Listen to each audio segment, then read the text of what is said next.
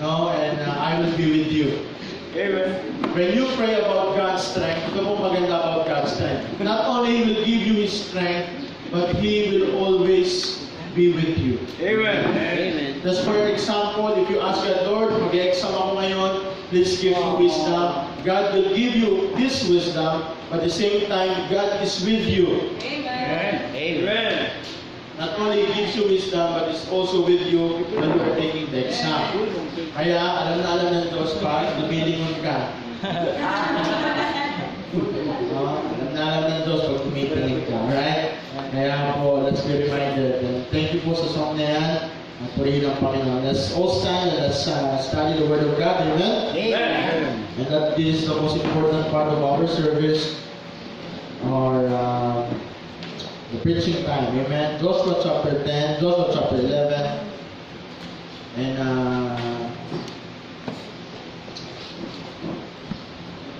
let's read verse 6. Muli, magandang umaga po sa bawat isa. Amen? Good morning. Kamayan niyo muna yung katabi ko. Kamayan niyo. Said, magandang umaga. Good morning. Amen. Are you excited this morning? Amen. Amen. So, Joshua chapter 11, verse 6. Let's read all together. Ready, begin. And the Lord said unto Joshua, Be not afraid because of them, for tomorrow thou wilt stand And deliver them up all slain before Israel.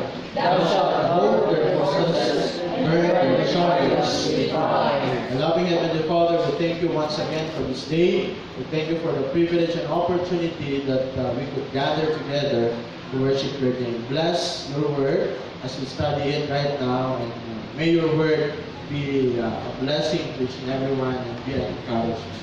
Guide us now, Lord, this I pray in Jesus' name. Amen. Amen. Please be seated. Amen. So, ngayon po, pag-aaralan po natin, ang isa po napaka-importanting bagay. Our topic for this morning is onward, upward. Onward, upward. Amen? Amen. Mahirap naman onward, downward. No? O mahirap naman backward na pa-onward. Ibig sabihin, hindi maayos yun, hindi maganda yun. As we study the book of Joshua, mga kapatid, we are now on chapter 11. Praise God. Amen? Amen. And God has dedicated one book for a special man, God's general, Joshua. And as we have studied before, Joshua is a general of God. Joshua is before his right-hand man of Moses, but God promoted him after the death of Moses, the servant of the Lord. And as we have studied from chapter 1, chapter 2, chapter 3, chapter 4, chapter 5, nasusubaybayan niyo ba yung pag-aaral natin? Pero sa few, Pastor, nasa na ba tayo? Ngayon mga kapatid, we are now on chapter 11. Amen? In chapter 11 mga kapatid, we have seen the victories, the loss, and everything. Hindi po laging okay. Amen? It's like our Christian life. Amen? Ang Christian life mga kapatid ay hindi laging panalo. Amen? Sometimes may mga pagkakataon na manghihina. Sometimes may pagkakataon na ikaw ay malungkot. Sometimes may pagkakataon na ikaw ay talunan. Sometimes may pagkakataon na ikaw ay duguan. Sometimes may pagkakataon na ikaw ay basag na basag. You know what mga kapatid? Nakikita po natin dito, on the first sentence, the first statement of chapter 11, verse 1. Basahin po natin. The first statement, or the first clause or phrase, bago magkama. Ano po yun? Verse 11, verse 1, ready, begin. And it came to pass. Amen? Mga kapatid, isn't it amazing that everything that is happening in our lives, it is always meant to pass? Diyan ba kayo? Amen.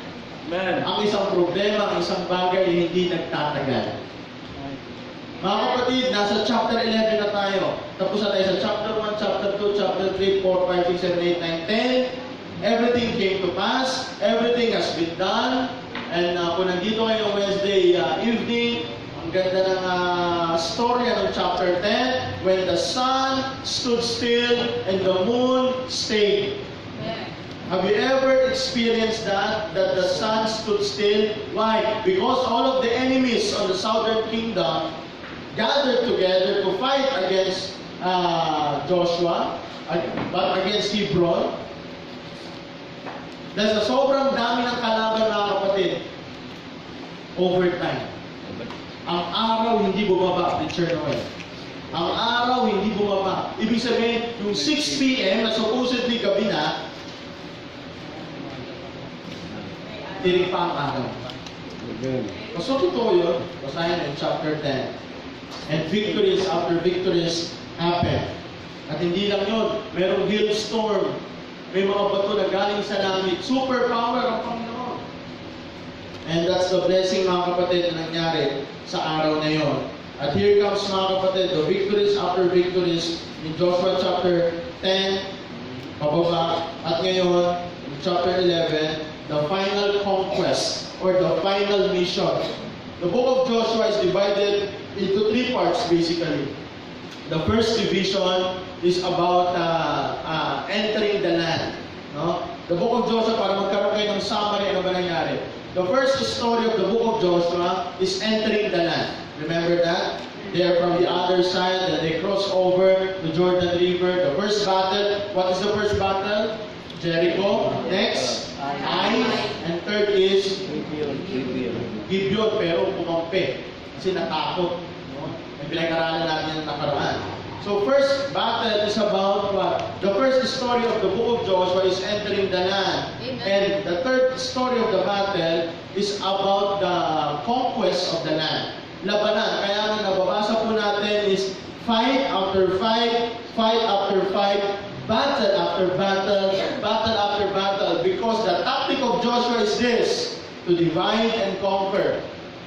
He divided the Canaanite, he divided the promised land into half, and made Gilgal as his main headquarters. So every time na meron silang nalabanan, they go to Jericho, they went back to Gilgal, they go to Ai, they went back to Gilgal, they go to Jerusalem, they went back to Gilgal, at lahat yan. So the division, ang taktika ni Joshua is this, dinivide niya ang gitna, so ang north and south ay hindi magkakaroon ng kampihan. Amen? Very good tactic. Kasi nga naman, tama nga naman, pag inuna na yung south, magkakampi yung central at saka north. Pag inuna niya yung north, pwedeng magkampi ang central at south. Inuna niya ngayon ang central para hindi magkakampi ang north and central. North and south. Ganda ng taktika, mga kapatid. And dito, mga kapatid, pag-aaralan po natin, onward and upward. Amen? Amen. Onward, upward. The first phrase, and it came to pass. Everything, mga kapatid, natapos na. Everything has been done. But here's now the battle. The final conquest. Natalo na ang central kingdom. Natalo na ang southern kingdom. And this is the last chapter of battles. And this is chapter 11, or the northern battles. The northern conquest. So try to imagine, mga kapatid, para madali nyo maintindihan, mga kapatid. Bansang Pilipinas, inuna ni Joshua ang Visayas. Tapos sinunod niya ang Mindanao. Tapos hinuli niya ang Luzon. Malinaw? Diba? Mas malinaw to. At ngayon, labanan na ng Luzon. Labanan ng Luzon.